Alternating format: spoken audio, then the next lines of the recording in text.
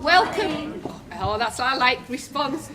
Good morning, my name's Julie Edgar. I'm the Dean of the School of Health and Life Sciences. I'm absolutely delighted to welcome you all this morning to our Paisley campus. The sun was out, which makes a change from the snow that we had earlier this morning, and the train's all running out of Glasgow Central today, so that's a bonus. So it's really good to see so many of you here. Obviously we've got colleagues from Scotland, we've got colleagues from the rest of the UK, and we've got our international colleagues as well joining us. So it's great to see so many people here today and participating. Now I'm working now, I'm going to not shout too much. Nice to see so many of you here today. I've got a special thanks to give to the Lived Experience panel who have supported the organisation of this conference. So a huge thank you to our Lived Experience panel in ensuring today is going to be the success that it will be, I'm sure. It's a great opportunity for us all to come together to use this time to frame Working with Dementia Network. And what we would ask is that you operate within UWS values, which are integrity, respect, inclusivity and accountability. There are core values and really important to us, and hopefully you'll be able to engender those today as we move through the different activities that are set for us.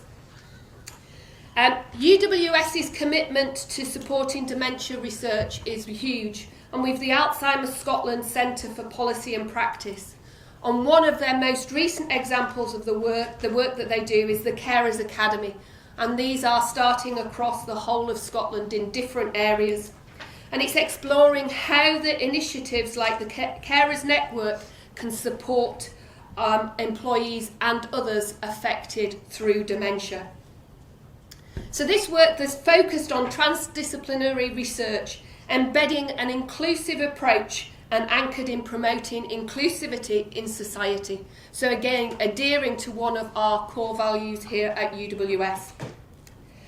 The unique partnership model of the network with other academic institutions in the UK and Canada that incorporates health, social care, employment stakeholders and those with a lived experience is certainly very unique. It's a thoughtful approach to sustainability through enabling career development. The network provides an approach to sustainability of this work through enabling the career development of early career researchers in this topic area across different disciplines. And I'm sure you'll welcome all of our early career researchers here today. So on that note, I'm going to hand over to Louise and then to Kenny. So thank you very much. Have a very productive day today, and I hope you benefit from the sessions that are being delivered. So thank you very much. Good morning, everybody. It is amazing. I'm so pleased to see so many people here today. It is quite an anxiety-provoking thing to host an event like this and then wake up at 4 o'clock in the morning and go, oh, what if nobody turns up? So I'm so delighted that you've all eased my anxiety and everybody's in the room, and I'm really excited for, I can turn it into excitement. The conference today is to celebrate the Working with Dementia Network. We've been established for almost 2 years now, and we've done a bit of work understanding what are the social and economic inequalities that people affected by dementia experience in the workplace. Today is our opportunity to understand in our first session what we already know from the research. In the second session of the morning, it's about hearing from employers about what a dementia inclusive workplace might look like and trying to get us to imagine. And then in the afternoon, we're handing over to our lived experience panel, who are going to facilitate some discussion with the audience members around coming up with solutions of how can we address some of these challenges that we know that exist. So what I would ask of you today is just to be open to conversation, to be curious, to think innovatively, and to have conversations with people that you might not normally have conversations with. listen to what they're saying, and think about what can we do to make things better in the workplace. And I'm delighted now just to pass over to my colleague here, Kenny Moffat, who is a member of the Lived Experience panel. And if you just give me a second, Kenny, I'll get your microphone.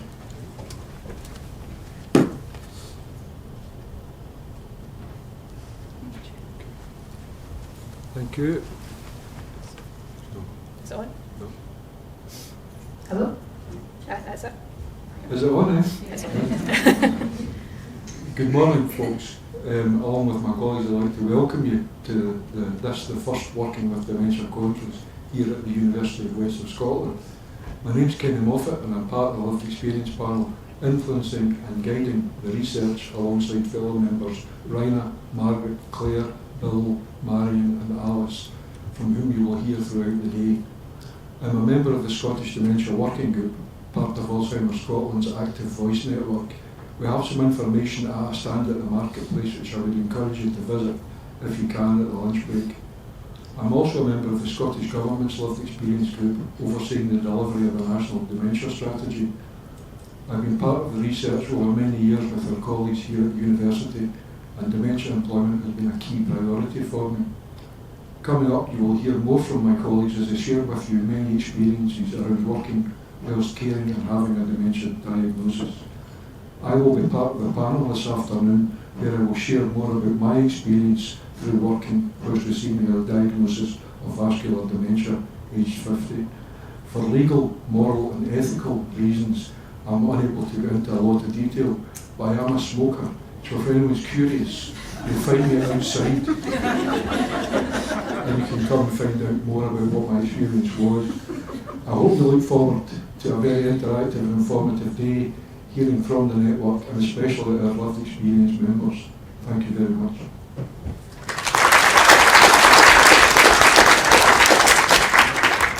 So I'll now just invite Laura Lebeck up, who's going to chair our first session of the morning.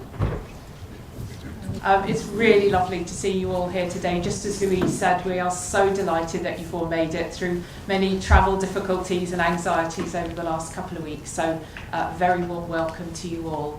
And I'm really delighted to be getting our session underway with our first session on new insights into dementia in the workplace. And we've got three really exciting presentations for you. As Louise said, we've been working away over the last couple of years to get work developed so that we could get started and really find out some information that was new to us, and our presenters are going to give you some really good information on that. I'm also delighted to be joined here today with Marion Ritchie, who's a member of our NDCAN, the Carers Action Network connected to Alzheimer's Scotland. And Marion's going to tell you a little bit about her perspective as well as introducing the presenters. At the end of the three presentations, we'll have an opportunity for a short question and answer. So if you do have any burning questions for our presenters, we will get to that before we move on to a break today. So thank you very much. I will hand over to Marion now. And you've got a mic there. Okay. Can you hear me? Good. Okay, good morning everyone. My name is Marion Ritchie, and as Laura said, I'm a member of NDCAN, which is the National Dementia Carers Action Network, and it's part of the Active Voice with Alzheimer's Scotland. My role in the network is to provide lived experience of working with dementia from a carer's perspective. I cared for my husband for 9 years when he was living with a diagnosis of vascular dementia.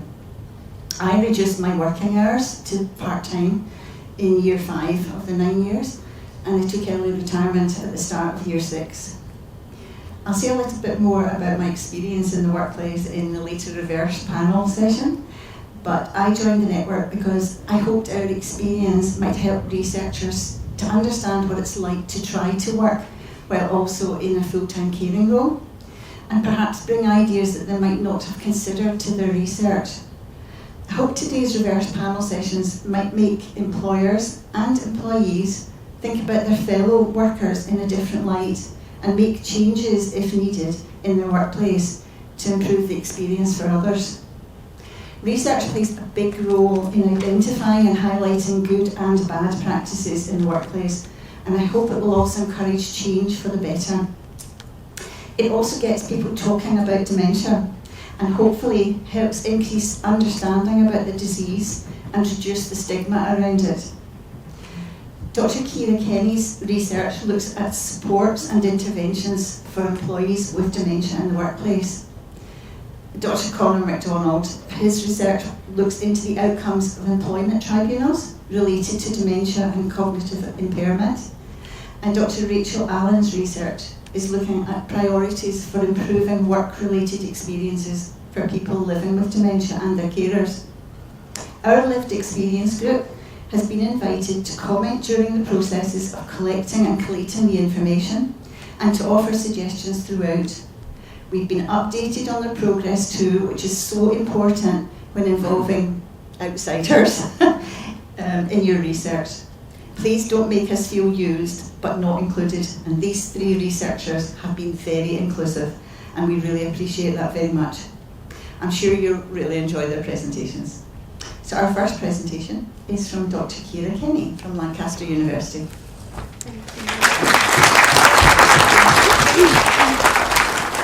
Hi, can everyone hear me? Yes. Great, thank you.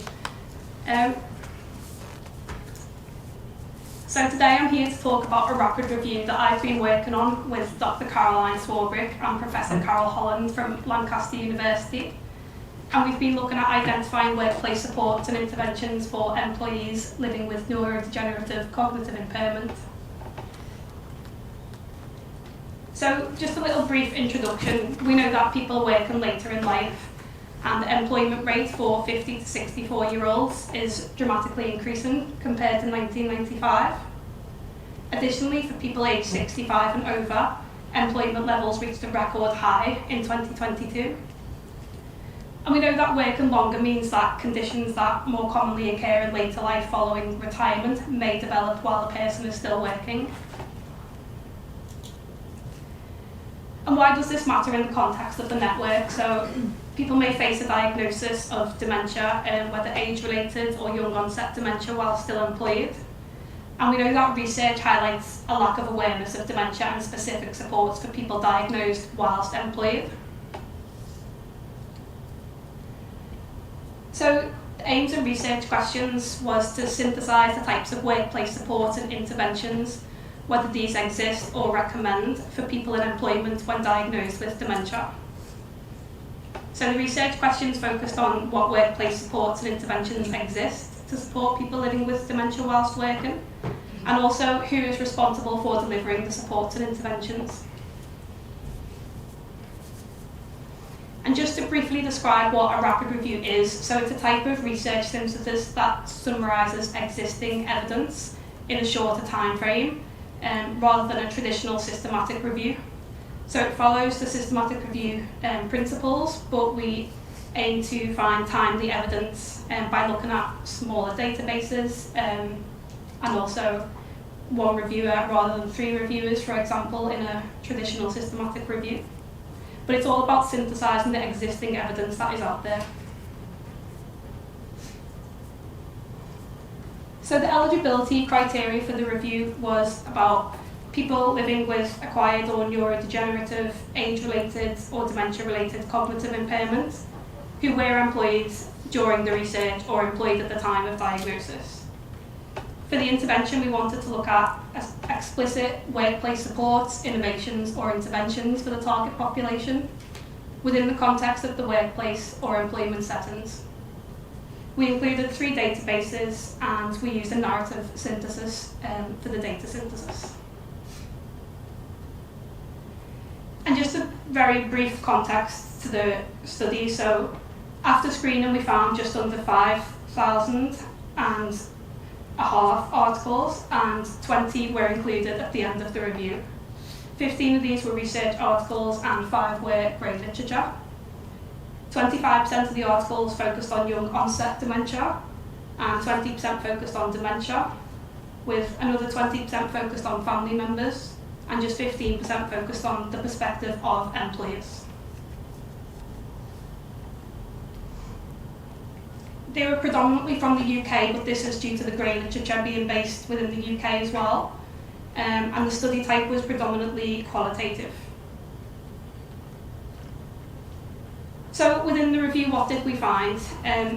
This slide here shows the types of supports and interventions that were identified, and these have been grouped into 3 categories, so individual, relational and organisational level support for people diagnosed whilst in employment.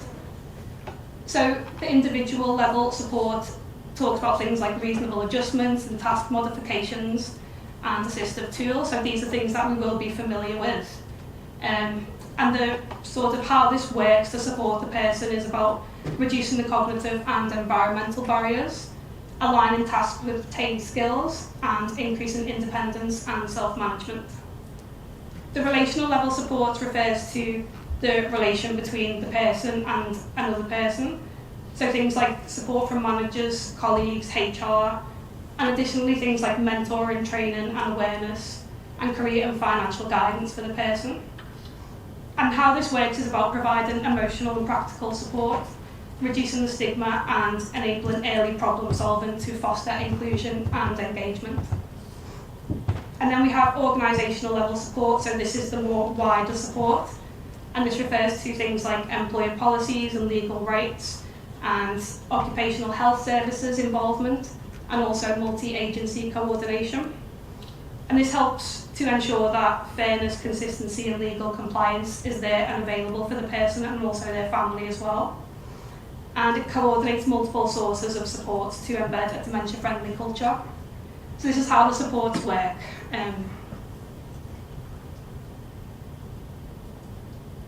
So to conclude within that, so some employers do rely on existing disability policies, but support does need to be tailored to the individual's diagnosis, their needs, capabilities and preferences, of course.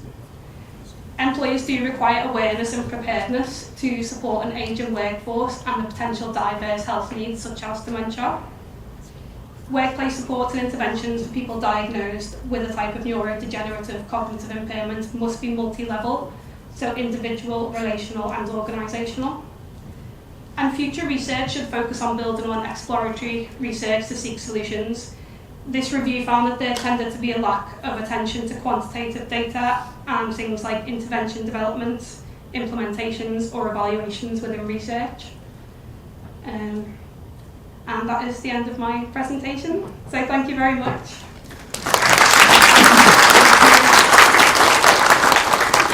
Thanks a lot.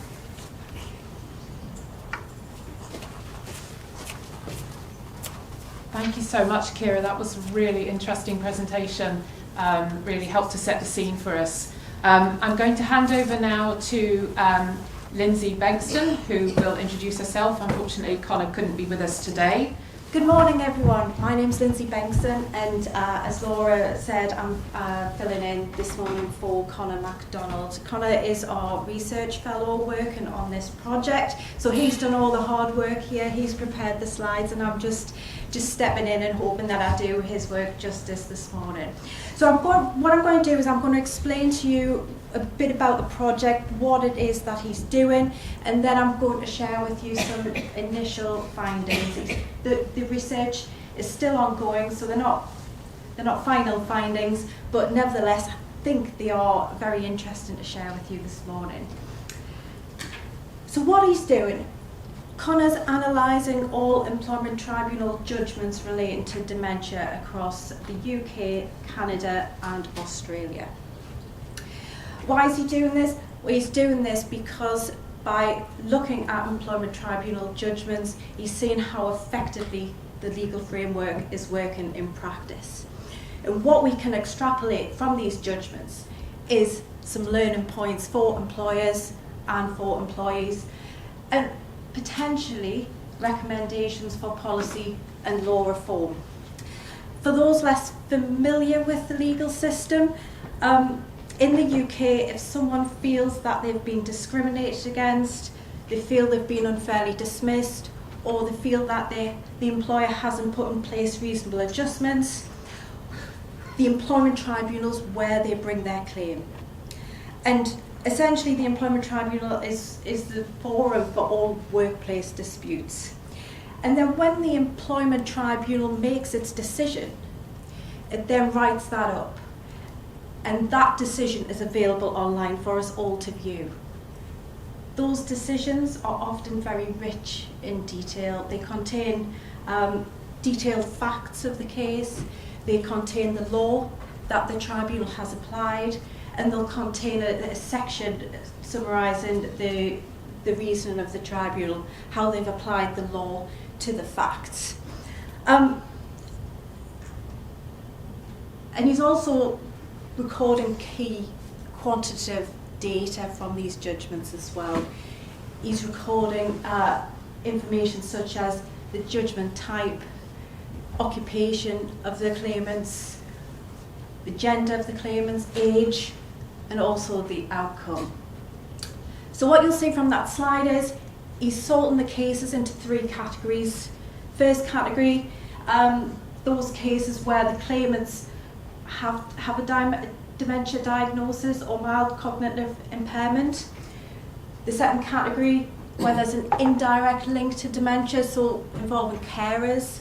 And the third category, where dementia is just mentioned in passing, still quite useful to include in the research, because that also might illustrate any sort of stigma that's apparent. So focusing in on the UK, I know I mentioned Canada and Australia just because I've got limited time.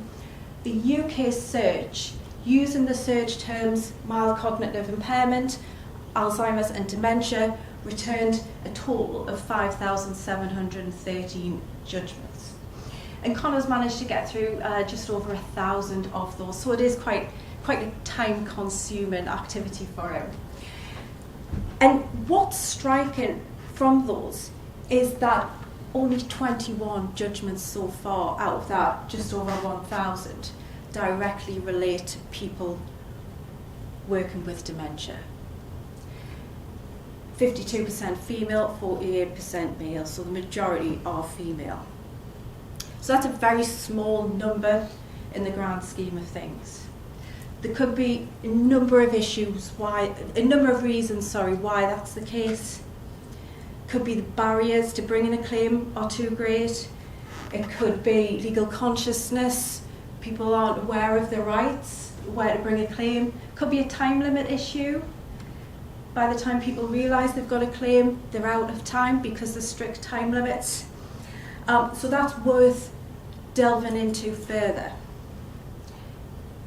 And as that slide mentions, more claims there in that second category, so where dementia indirectly relates within that judgment, and 67% involves cases of people, of carers, of people living with dementia.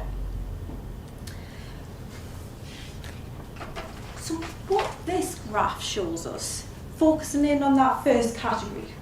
So this is the category where the claimants themselves have a dementia diagnosis or mild cognitive impairment. 21 cases in total, you might recall from the last slide. And what this graph shows is the outcome of those cases. And I find this graph quite interesting, because what you have in the far left here, I think that's your left, you've got the successful cases, 5. You've got dismissed cases. So dismissed cases are essentially those that were unsuccessful. Then you've got those cases that partly succeeded. And then I'm not going to bother too much about the remaining categories. But what we can see here is around 52% of cases are succeeding in some form, which is relatively high, taking into account the other research in this area. To put this in context, a couple of years ago I did some research on age discrimination judgments. I analysed over 3,500 judgments relating to age discrimination, and the figure that I got for that was only 5% of those claims were succeeding. So to place that in context, we've got very few cases, but more than half are succeeding. And what, if I've got time, just to highlight as well, 8 of those claimants represented themselves.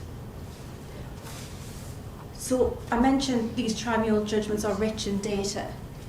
They do contain information about whether the individuals were legally represented or whether they represented themselves. 8 of those claimants represented themselves, and half of those succeeded. So these are individuals with a dementia diagnosis navigating a complex legal system, representing themselves in the tribunal, and more often than not, succeeding with that. I've covered most of what's on this slide. I think the only thing I haven't mentioned is that quite a large proportion of those cases, the facts involved individuals with mild cognitive impairment during employment. So what that's telling us is more claims are being brought from individuals who haven't yet had that diagnosis within employment, which I think is really interesting in itself. And that sends a clear message, I think, to employers. You need to act sooner whilst in the workplace. And then just to finish up, just highlighting a couple of key cases in this area. There's a few from Canada. I'm not going to dwell on those. But what we're seeing here is a spectrum of employer responses. They range from proactive accommodation to pressure to leave to passive disengagement. So if you look at the case of Watts, which is right at the bottom there, the claimant there resigned over the telephone after receiving their diagnosis. Now, the employer just accepted that resignation. They didn't make any inquiries, they didn't do any follow-up, and they didn't consider any adjustments at all. What the tribunal held was that that's discrimination. They succeeded. So employers have got to make those inquiries, even when you've got someone ringing up to resign. The case of Hutchinson, the claimant in that case was repeatedly asked to retire. So that pressure to retire amounted to an unfair dismissal and a successful discrimination claim. So it just gives you a flavour of some of the employer responses there. So Connor's going to continue reviewing the judgments. He's going to get to a point where kind of we need to draw a line under it and kind of delve into these cases a bit further, looking at, well, why were some of these cases unsuccessful? What is it that the trends are showing us in these cases? And I'm sure you'll be very excited to present all of his final findings later on this year. Thank you very much for listening.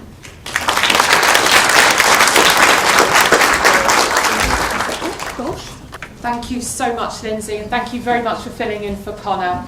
I think our understanding of the legal system and the implications have been really moved on by this piece of work, so that's been really helpful for us.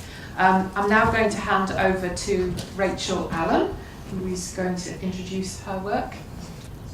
Hi, good morning everyone. Sorry that the screen seems to be flickering a little bit. Let's see if I can completely break it. So my name's Rachel and I'm going to be introducing our Network Priority Setting project, the NGT or Nominal Group Technique Study. And this contributed to the priorities that we have as a network. So I'll just be giving an overview of our work and the project today. So our aim with this research was to collaborate with stakeholders to understand priorities for supporting and improving work-related experiences for people living with dementia and their family or personal carers.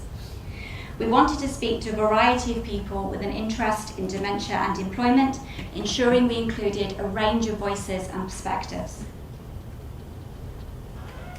In September and October 2025, we held a series of 7 focus groups facilitated by myself, Eileen and Dr. Laura Lebeck. Each group had 5 to 10 participants.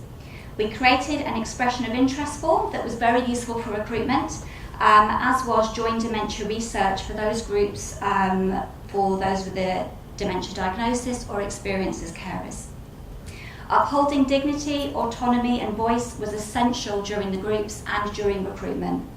We offered to meet with each participant in advance to ensure they understood the process, felt comfortable with the format and had space to prepare. This helped reduce the potentially overwhelming experience of participating in research, especially when discussing a sensitive topic. Our focus groups use this method called nominal group technique, or NGT, which is something that may not be familiar. And when we were recruiting for the groups, we made a video to sort of try and explain it a little bit better. So I'm going to try to play the video now, just to give a better feel for how the groups worked. Hi, my name is Rachel with Working with Dementia Network Plus, and we've made this video to explain nominal group technique, or NGT for short. NGT is a type of focus group. Sometimes in group discussion, not everyone's voice is heard, but in an NGT group, everyone contributes and votes on ideas. There are 4 basic stages to an NGT group. The first is generating ideas. Everyone in the group is asked the same question. For example, what are the most important features of a garden? And each participant then individually makes a list of their ideas. The second stage is a round robin, where each participant reads an idea from their list. Everyone takes a turn until there are no more ideas to share. We then have a combined list of everyone's ideas. The third stage is a discussion. Participants consider the list they have made as a group and make sure it is clear. For example, if someone would like more information about an idea, they can ask. The group may agree to change the wording of some ideas for clarity or merge similar ideas together. We don't delete any ideas. The fourth stage is voting. Everyone has a set number, usually 3 or 5 votes, and decides which ideas from the list they think are the most important. After everyone has voted, the group can discuss the voting and ideas further. NGT is great for research because we will not only record the list and votes from each group, but also discussion about the list, giving us further depth as we analyse the ideas. Thanks very much for watching, and please do get in touch if you have any questions. So cringe seeing yourself on video. Hi, my name. No, we don't want to see that again. Okay, so what did we find out? Each group ranked their priorities, and I'm going to share the top 2 with each group from you today. So we had 2 groups for those living with a dementia diagnosis.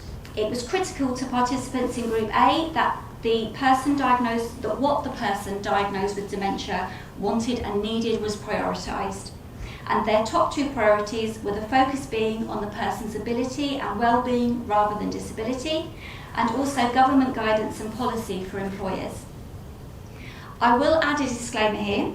Group A2 agreed together that their ideas were all equally important regardless of the voting, but their top 2 did come out as to provide adjustments and accommodation in the workplace, and this must include collaboration and flexibility. Also, individualised support for all different employment contexts. We had 2 groups for those with experience caring for someone with a dementia diagnosis. The groups were quite distinct and had some priorities that aligned but also differed. For Group C, the top ranking was early and accurate diagnosis with support to enable a timely diagnosis so that benefits and support could be accessed by carers and those with dementia. Secondly, education and training.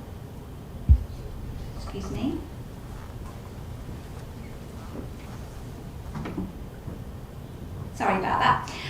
Secondly, education and training about dementia in the workplace to improve attitudes, behaviours and responses to early symptoms and address stigma. For Group C2, where several participants were currently managing their employment and care roles, flexible working arrangements for the carer and person with dementia was first, then also mandatory and regular awareness, education and training.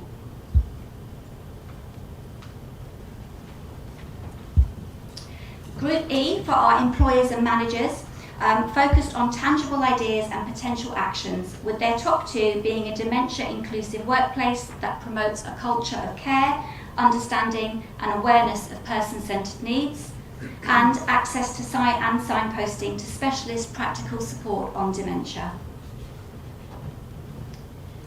For those with a professional role in policy development, the top priority was organisational policy development and guidance with legislative compliance. The second priority was awareness, education and training with resources for employers and employees to enable continued employment. Our group for academics and researchers ranked individualised support, personhood and relationship-centred support as their top priority, followed by education, training, awareness and stigma reduction.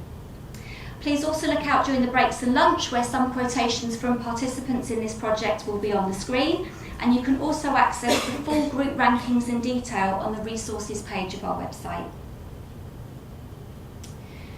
While the ideas that were ranked by each group were very important, we also had hours of discussion between participants that was also analysed and used to refine and detail the network priorities.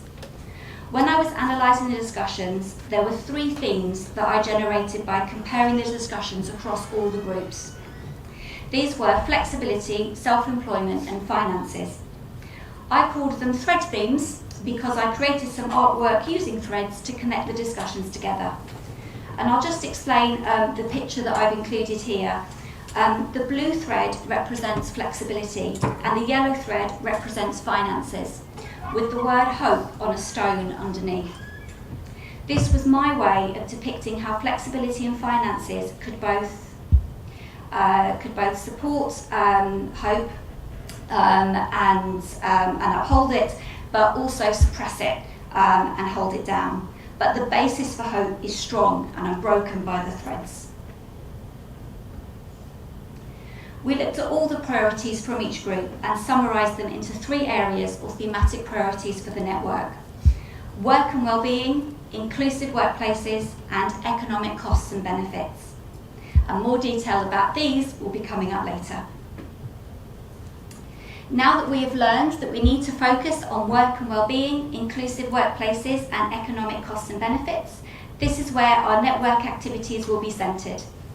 The small projects funding, for example, which will be announced later today, will invite applicants to propose research that aligns with these three priorities.